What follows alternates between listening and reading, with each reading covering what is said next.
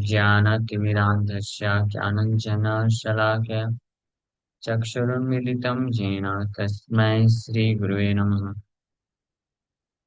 जय श्री कृष्ण चैतन्य प्रभु नित्यानंद श्री अद्वैत गदाधर शिवासादि गौर भक्तवृंद। हरे कृष्ण कृष्ण कृष्ण हरे हरे, हरे राम राम राम।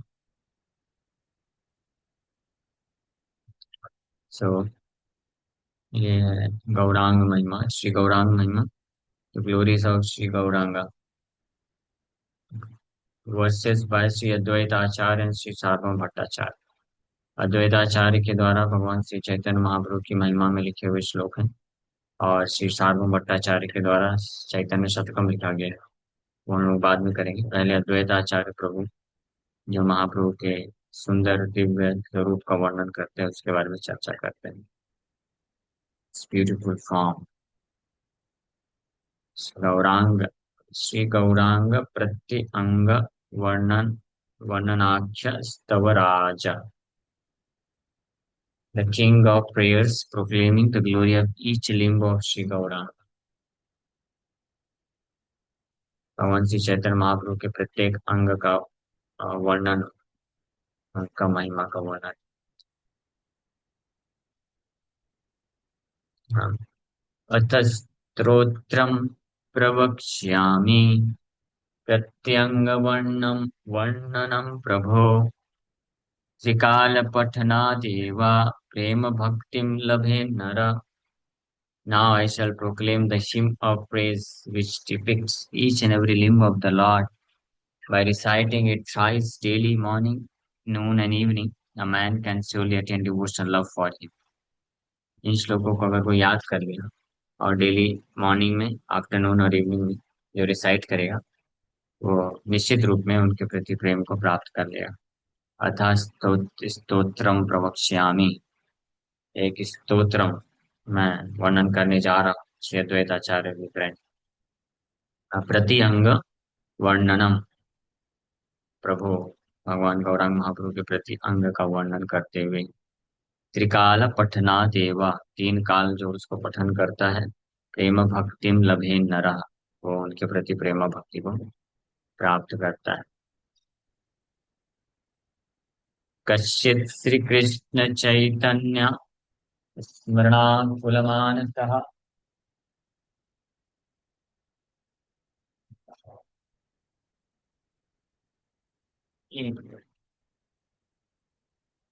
कश्चित् Shri Krishna Chaitanya स्मरणाकुलमानस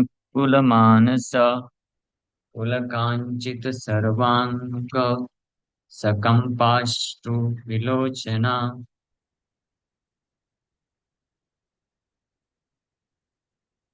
कथंचित 2 and 3 versus में कथंचित स्थैर्यम् आलम्ब्य प्रणम्य गुरुमादरात् स्तोतुमारब्धवान् भक्त्या द्विजचन्द्रम् महाप्रभुम्। Some person, Srila Advaita Acharya, absorbed his mind in remembrance of Sri Krishna Chaitanya। Srila Advaita Acharya अपने मन को एब्जॉर्ब किए श्री कृष्ण चैतन्य महाप्रभु के स्मरण में। The hairs of his body thrilled with rapture। और इस प्रकार से श्री कृष्ण चैतन्य महाप्रभु के स्मरण में जब एब्जॉर्ब हो गए श्री अद्वैत आचार्य प्रभु, तो उसका जो अद्भुत अनुभूति किए, उससे उनका शरीर रोमांचित हो उठा। His eyes filled with tears, उनकी आंखें अश्रु से पूर्ण, and his body trembled।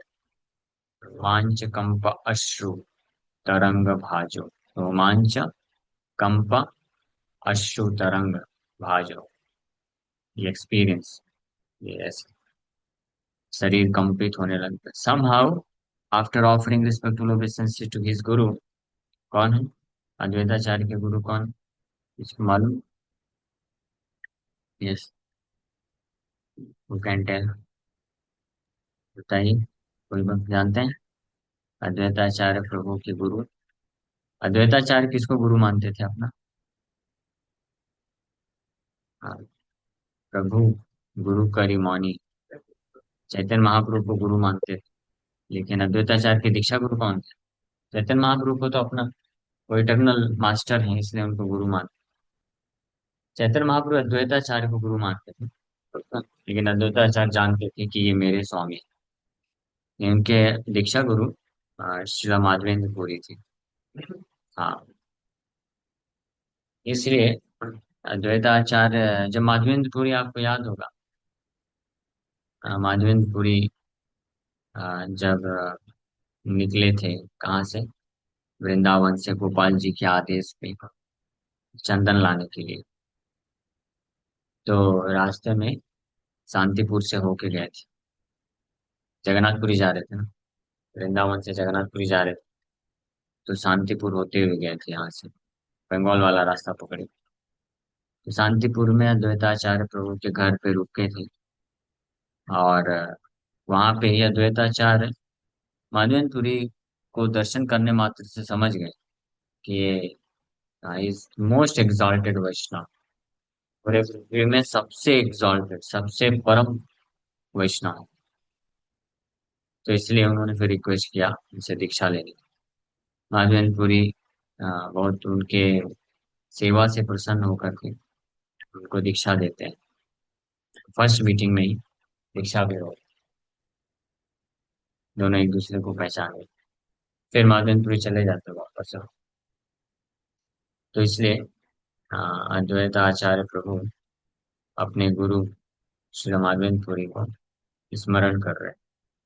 उनको स्मरण करते हुए, आप उनको प्रणाम करते हुए, she attained stability of mind and began to praise with devotion Mahaprabhu, moon of the twice born। तो श्री श्री कृष्ण चैतन्य महाप्रभु अ, के दिव्य स्वरूप पे जब ध्यान अवस्थित मेडिटेट करना चालू किया द्वैत आचार्य, तो he lost his consciousness practically, रोमांचित हो गया शरीर, वाणी गदगद, आंख से अश्रुधारा बह रही है, और शरीर कंपित हो रहा अपने। लेकिन वर्णन करना चाहते थे, गुणगान करना है तो महाप्रभु का वर्णन करना चाहते थे, लेकिन ऐसी अवस्था में कर नहीं पाएंगे। इसलिए अपने गुरु को प्रणाम किए, और इस प्रकार से मन को स्थिर किए, और फिर ये जो श्लोक अब पढ़ा जाएगा, उन्होंने ये रचना की। तो आप समझ सकते हैं कि ये जो अद्वैताचार्य के द्वारा महाप्रभु के गुणगान में रचना की गई है, ये कोई साधारण केवल बुद्धि के स्तर की रचना नहीं है कि अपने बुद्धि से जस्ट कुछ वर्णन कर दिए। ये है उनके महाप्रभु के स्वरूप का स्मरण करने पे जिस भाव को प्राप्त किए थे, उस अवस्था पे ये वर्णन कर रहे हैं। जस्ट लाइक वेद व्यास भगवान पे समाधिष्ठ होने के बाद रचना किए हैं भागवत की, उसी प्रकार से अद्वैत आचार्य इसको बोलते हैं। ये जो इस प्रकार की जो रचनाएं होती हैं, इसका इम्पैक्ट होता है, या इस प्रकार का प्रवचन भी हो सकते हैं। जैसे शुद्ध भक्त जिन जो कृष्ण के भाव में स्थित होते हैं, उनके द्वारा जब हम श्रवण करते हैं और उनकी रचनाओं को जब हम पढ़ते हैं, वो उनकी एक्सटेसी होती है। हाँ, तो शुद्ध भक्तों के एक्सटैटिक मैनिफेस्टेशन, जो एक्सटेसी होती है, वो उनके वाणी के माध्यम से रचनाओं में प्रकट होती है, या उनके जो तात्पर्य होते हैं, व्याख्याएं होती हैं, उसमें प्रकट होती है। वो बहुत ही पावरफुल होता है। इस संसार के जीवात्माएं, जिन जो हिंदी में बोलते हैं जिनकी ऐसी तैसी होती है, तो ऐसी तैसी होने वाले जीवात्माओं के ऊपर कल्याणकारी एक्सटेसी वाले जो परपट होते हैं वो कर देते हैं। जैसे प्रभुपाद जी भी बोले कि उनके जो तात्पर्य हैं वो क्या है, वो उनकी एक्सटेसी है, ट्रांसेंडेंटल एक्सटेसी। एक्सटेसी मतलब भाव, कृष्ण के प्रति जो भाव। हाँ, जैसे शुद्ध भक्त होते हैं ना, तो शारीरिक स्तर पे भाव प्रकट होता है उनका, आंख से अश्रुधारा, वाणी गदगद, शरीर रोमांचित हो जाती है। लेकिन अगर कोई शुद्ध भक्त इस प्रकार से हम वर्णन सुनते हैं या देखते हैं, तो हम वास्तव में समझ नहीं सकते। हमको क्या समझ में आएगा, हमको तो बस वही दिखेगा, रोना धोना, जैसे संसार में कोई रोता है वैसे ही दिखेगा ना। हम भाव का, कृष्ण के प्रति क्या भाव है वो शारीरिक लक्षण से देख के नहीं समझ में आता है, लेकिन उसी भाव को हम टेस्ट कर सकते हैं, एक्सपीरियंस कर सकते हैं। आ, अगर आ, हम उनको श्रवण करते हैं, स्पेशली उनके जो तात्पर्य है, उनको जब कोई भक्त पढ़ता है, उनकी रचनाओं को कोई पढ़ता है, तो उनके अंदर के भाव को समझ सकते हैं, प्राप्त कर सकते हैं। इसलिए प्रभुपाद जी को एक बार किसी रिपोर्टर ने पूछा कि स्वामी जी आपने सारे ग्रंथ कैसे लिखे। प्रभुपाद जी बोले, Krishna has written, I have not written. तो एक शिष्य बोल रहे थे कि हाँ, वो भक्त वो रिपोर्टर को समझ में नहीं आया, कृष्णा ने लिखा है, ऐसा कैसे। तो फिर एक प्रभुपाद जी के सेक्रेटरी उनको समझाने का प्रयास कर रहे थे कि हमारे गुरु महाराज का कहने का अर्थ है कि कृष्णा ने उनको बुद्धि दिया और उस बुद्धि से उन्होंने लिखा। प्रभुपाद जी इमीडिएटली करेक्ट किया, no, Krishna dictated and I wrote. Krishna ने बोला और मैंने लिखा।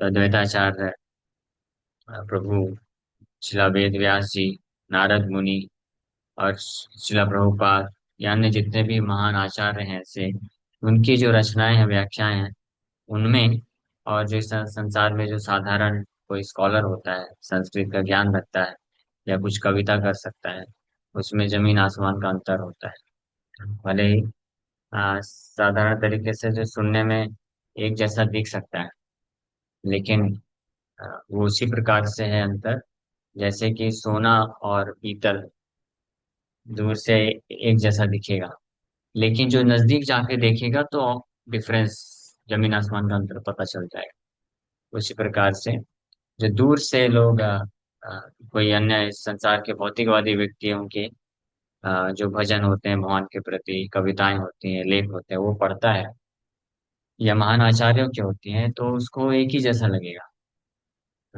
लेकिन जब कोई तत्व को जान करके गहराई से समझेगा ना, तो जमीन आसमान का अंतर उसको अपने आप पता चल जाएगा। और सबसे बड़ा अंतर क्या होता है कि जो भौतिकवादी व्यक्ति होते हैं, जो शुद्ध वैष्णव नहीं है, उनके द्वारा जो रचनाएं होती हैं, प्रवचन होते हैं, व्याख्याएं होती हैं, वो बद्ध जीवात्माओं के हृदय को शुद्ध नहीं कर सकती, भक्ति उत्पन्न नहीं कर सकती। आज भारतवर्ष में कितने सारे लोग हैं जो भजन करते हैं खूब, और लाखों करोड़ों की संख्या में लोग उनको सुनते हैं, देखते हैं। कई लोग कथा करते हैं और खुद भी रोते हैं, और कथा करने करते टाइम जो है श्रोतागणों को भी रुला देते हैं। लेकिन जैसे कथा संपन्न, कथा खत्म, हाँ, पूरा कथा का जो मर्म भी खत्म हो जाता है, सब अपने घर में जाके वापस से भौतिकवाद में फंस जाते हैं। लेकिन शुद्ध वैष्णव जब कथा करते हैं या उनकी जो रचनाएं होती हैं, तात्पर्य होते हैं, व्याख्या टीकाएं होती हैं, उसको पढ़ने के बाद ट्रांसफॉर्मेशन आता है हृदय। कैसा ट्रांसफॉर्मेशन? कृष्ण के प्रति भाव उत्पन्न होने लग जाता है, समाज संसार के प्रति विरक्ति आने लग जाती है। तो ये है कश्चित श्री कृष्ण चैतन्य। तो यहाँ पे ये जो रचना है अद्वैताचार्य लिख रहे हैं, तो अद्वैताचार्य खुद लिख रहे हैं, तो विनम्रता इसको बोलते हैं। ये अपना नाम वर्णन नहीं करते। तो अद्वैताचार्य बस इतना लिख रहे हैं, कश्चित श्री कृष्ण चैतन्य स्मरण आकुल मानसा, कि कोई जो ऑथर है, इसको जो लिख रहा है, हालांकि नाम पता है कि अद्वैताचार्य प्रभु ने लिखा है, लेकिन लिखते वक्त वो ये लिख रहे हैं कि कोई ऑथर, लेखक, ये गौरांग महिमा का है, कोई लेखक है इस गौरांग महिमा का वर्णन करने वाला, जो श्री कृष्ण चैतन्य स्मरण आकुल मानसा, श्री कृष्ण चैतन्य महाप्रभु के स्मरण में पूरी तरीके से आकुल यानी एब्जॉर्ब हो गया, और मन पुलक, पुलकांचित सर्व अंग सकंप अश्रु विलोचना। श्री कृष्ण चैतन्य महाप्रभु के स्मरण में पूरी तरीके से आविष्ट होने के कारण उसके शरीर में रोमांचित हो गया, और सारे अंग कंपन होने लग गए, और आंखों से अश्रुधारा बहने लग गई। हाँ, तो फिर लिखा कैसे वो? तो बोल रहे हैं कथनचित समहाउ अदर, किसी उपाय से, स्थैर्यम आलम्ब्य, हाँ, स्थैर्य मतलब मन की स्थिरता को वो प्राप्त करता है किसी तरीके से। एंड प्रणम्य गुरुम आदरात, अपने गुरु को बड़े आदर पूर्वक प्रणम्य प्रणाम करने के पश्चात मन की स्थिरता को प्राप्त करता है। और स्तोतुम आरब्धवान, स्तोतु मतलब स्तुति करने प्रारंभ कर दिया। स्तोतुम आरब्धवान भक्त्या, इस प्रकार से भक्ति युक्त होकर के ये गुणगान करना प्रारंभ कर दिया। द्विज चंद्रम महाप्रभु, महाप्रभु, महाप्रभु द्विज चंद्र, सही है।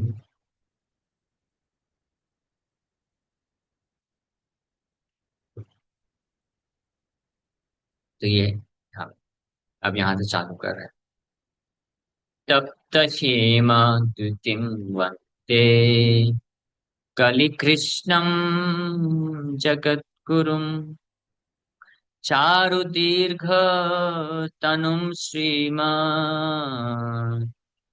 चारुदीर्घतनुं श्रीमत् शशिहृदयनन्दनम् तप्तहेमाद्युतिं वन्दे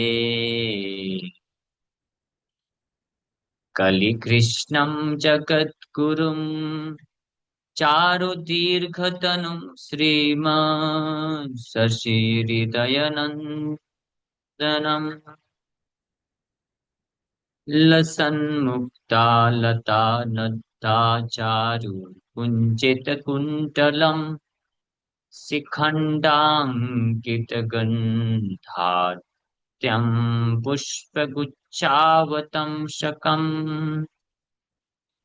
अर्धचन्द्रोल्लसद्भाला कस्तूरीतिलकाङ्कितम् भङ्गुर्पुरुलटाकेली जितकामासरासनम्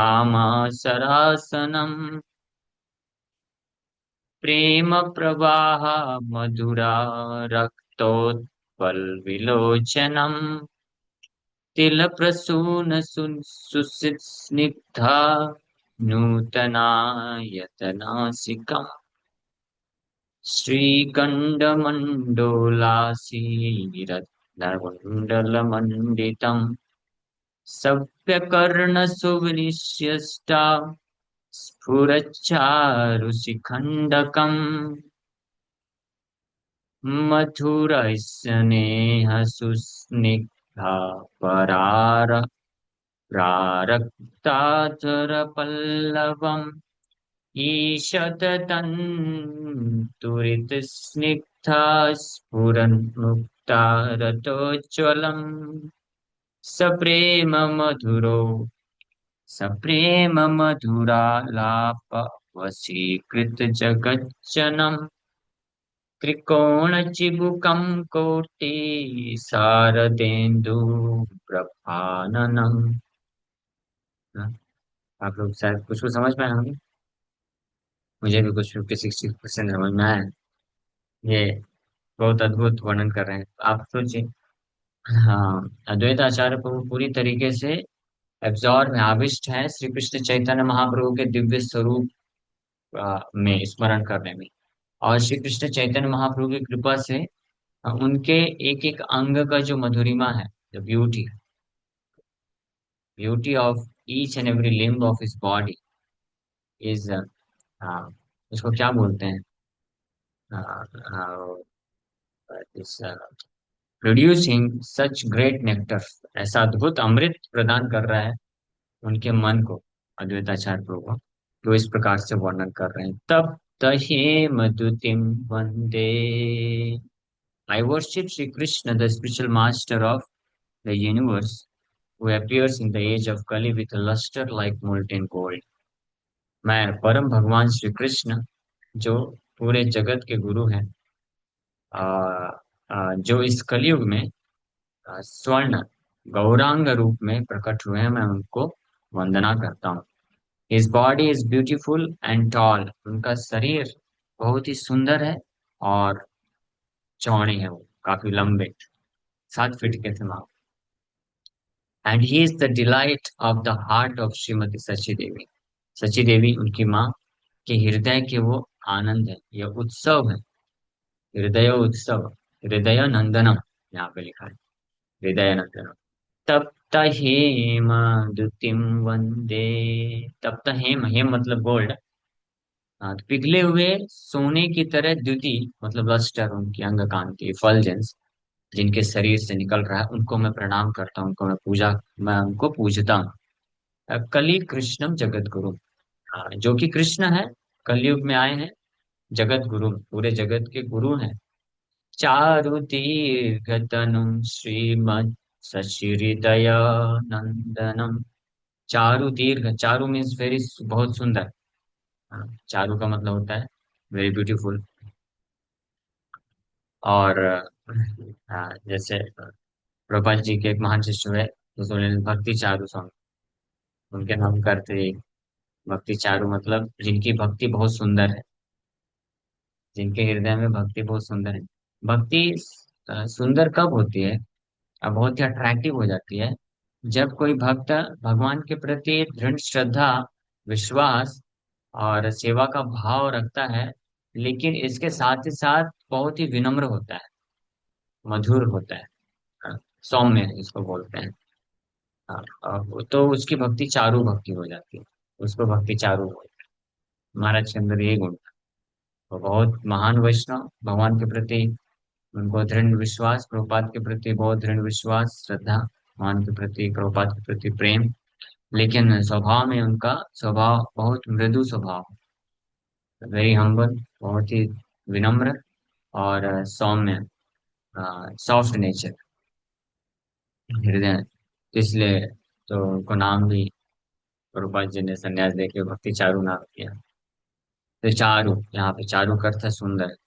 तो चारु दीर्घ, दीर्घ मतलब ब्यूटीफुल टॉल बॉडी। चारु दीर्घ तनु, तनु मतलब शरीर।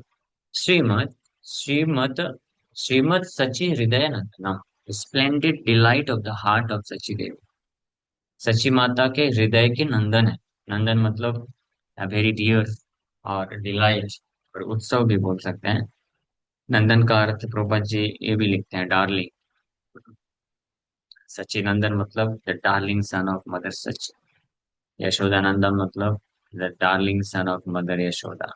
और यही डार्लिंग सन का भी वो चल रहा है, दामोदर में। सचिनंदन यशोदानंदन, है ना, समझ गया ना। तो जब ये इसको अर्थ को समझते हुए आप उसको रिसाइट करेंगे ना, कि कैसे अद्वैताचार्य प्रभु पूरी तरीके से एब्जॉर्ब है महाप्रभु। हाँ, तो आप भी यू कैन ऑल्सो एक्सपीरियंस, और if Mahaprabhu allows, you can release the beauty of Sri Chaitanya Mahaprabhu. तब तहि मधुतिम वन्दे कलिकृष्णं जगद्गुरुं चारुदीर्घतनुं श्रीमत् सचिहृदयनन्दनम्। तब तहि मधुतिम वन्दे, तप्त हेम द्युतिम। हाँ, तप्त हेम, पिघले हुए सोने का कांति, द्युति, द्युति मतलब लस्टर। तप्त हेम द्युतिम वंदे, उनको मैं वंदना करता हूँ। किनको? कली कृष्णम, कलयुग के कृष्ण, जगत गुरुम, the master of the entire universe. हाँ, वो कैसे दिखते हैं? तप्त हेम द्युतिम तो आपने बता दिया, पिघले हुए सोने की तरह जिनकी अंग कांति है। बट उनका शरीर कैसा है? चारु दीर्घ तनु, चारु दीर्घ मतलब बहुत विशाल काय शरीर है, बट वेरी ब्यूटीफुल, बहुत सुंदर। कई लोगों का बहुत विशाल काय शरीर तो होता है, लेकिन सुंदर नहीं दिखते हैं। But Chaitanya Mahaprabhu is not like that. Like Krishna, although he is black but not exactly black, but black बोल सकते हैं, but he is very beautiful. Generally जो काले लोग होते हैं उतने सुंदर नहीं दिखते, है ना। अगर कोई किसी का शरीर की बनावट बहुत अच्छी भी हो, लेकिन अगर वो गोरा नहीं है, तो वो अट्रैक्टिव नहीं होता है उतना। लेकिन कृष्णा के साथ ऐसा नहीं। ऑल्दो कृष्णा इज नॉट गोरा, may be Krishna wanted to experience कि I am already so beautiful, इतना मैं सुंदर हूँ. Each and every limb of my body is very attractive to all the gopis and everyone. How much attractive and beautiful I'll become if I take the luster of Srimati Radharani, a luster of golden, uh, molten gold. समझ सकते हैं आप. Krishna is Shyam सुंदर है. श्याम सुंदर is so beautiful. गौर सुंदर कितने सुंदर हो. Of course no difference because transcendental beauty जो है अलग स्तर. सो कृष्णा, श्याम सुंदर एंड महाप्रभु गौर सुंदर both are equally beautiful, most enchanting. Equally beautiful इसलिए बिकॉज उनका जो सुंदरता है वो अनलिमिटेड है. Something which is unlimited, infinite, उसमें कम ज्यादा कैसे कर सकते, बट स्टिल फिर भी ये डिपेंड करता है. फिर भी जो गौरंग महाप्रभु के भक्त हैं, they consider Mahaprabhu to be more attractive and more beautiful. Of course जो सुंदरता होती है, the quality of a person enhances his beauty. किसी व्यक्ति की जो गुण होते हैं वो उसकी सुंदरता को इनहेंस करते हैं, बढ़ाते हैं. हाँ. अगर कोई व्यक्ति है जो बाहर से सुंदर दिखता है, बट अगर कोई व्यक्ति उसका स्वभाव अच्छा नहीं है, बहुत ही क्रूएल है, बात करने का तरीका नहीं है, व्यवहार अच्छा नहीं है, तो उसकी सुंदरता की वैल्यू सब खत्म हो जाती है. तो उसी प्रकार से I am not comparing in this way, बस मैं एग्जांपल के लिए बता रहा था. So Krishna is very merciful, no doubt. Krishna करुणा सिंधु है, ocean of mercy. But Mahaprabhu Gaur Sundar Shri Chaitanya Mahaprabhu, he is Krishna himself, the same Krishna, but quality या भाव जो है वो एडेड है उसमें श्रीमती राधा रानी का. इसलिए he has become more attractive. और इसलिए महाप्रभु जो है is considered to be avatar Shiv, essence of all the incarnation. He even defeats Krishna. Krishna is self defeating him. इसलिए कुछ कृष्ण ऐसे कुछ मूर्ख लोग ऐसा प्रश्न उठाते हैं कि क्या भगवान ऐसा कुछ बना सकते हैं जो उनसे भी ज्यादा अट्रैक्टिव. सुना है आप sir?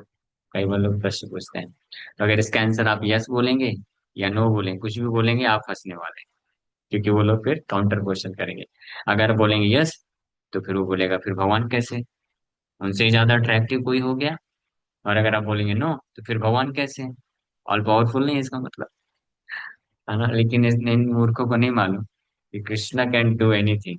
Krishna simultaneously can do contradictory thing. जो कंट्राडिक्टरी चीजें होती है ना, एक साथ कृष्ण कर सकते हैं. वही है श्री चैतन्य महाप्रभु. सो कृष्णा जो है Chaitanya Mahaprabhu, more attractive than Krishna, more merciful than Krishna, but still Krishna remains the supreme God. Why? Because Krishna himself is Chaitanya Mahaprabhu. So Krishna made this arrangement. Anyway, so Charu Dirgha Tanum Srimas. So Krishna, Charu means beautiful, बहुत सुंदर. दीर्घ तनु, हालांकि बड़ा शरीर है, but he is very beautiful. And Shrimad सची, सची देवी उनके हृदय के नंदन. श्रीमद सची हृदय नंदनम. तो इस श्लोक में हम लोग विराम करेंगे. तो आपसे रिक्वेस्ट करता हूँ ये श्लोक आप लोग मेरे साथ में रिपीट करें. ठीक है. ये हम लोग जो एक महीने हम लोग जब तक नवदीप में है, तो ये सारे श्लोकों को हम लोग लेंगे और आपको याद करा दें. क्योंकि अद्वैत आचार्य प्रभु बोल रहे हैं कि इन श्लोकों को जो व्यक्ति मॉर्निंग नून एंड इवनिंग जो है रिसाइट करेगा, उसको निश्चित रूप में श्री चैतन्य महाप्रभु के प्रति प्रेम प्राप्त हो जाएगा. ये है इतना वंडरफुल ना.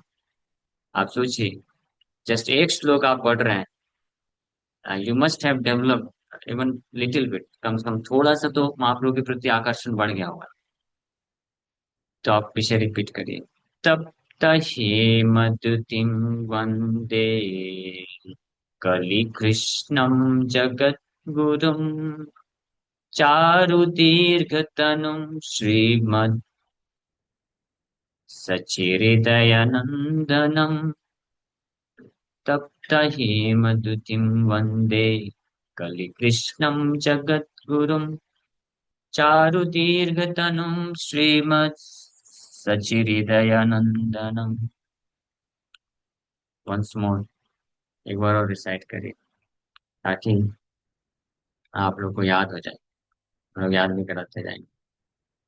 तप्त हेमद्युतिं वन्दे कलिकृष्णं जगद्गुरुं चारुदीर्घतनुं श्रीमत् सचिहृदयनन्दनम् लसन्मुक्ता लता चारुकुञ्चितकुण्डलम् शिखण्डाङ्कितगन्धाढ्यं पुष्पगुच्छावटंसकम् अर्धचन्द्रोलसत्पाला कस्तूरी तिलकाङ्कितम् भङ्गुरभ्रूलता केली चितकामसरासनम् प्रेम प्रवाह मधुरा रक्तोत्पलविलोचनम् तिलप्रसून सुस्निग्धा तनायतनासिकम्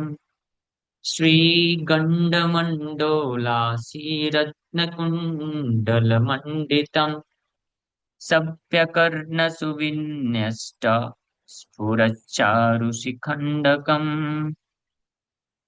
मधुरस्नेहसुस्निग्धा प्रारक्ताधरपल्लवम् ईषत्तन्तूरितस्निग्धा स्फुरन्मुक्ता रतोज्ज्वलम् सप्रेम मधुरालापावशीकृतजगज्जनम् त्रिकोणचिबुकं कोटि शारदेन्दुप्रभाननम्।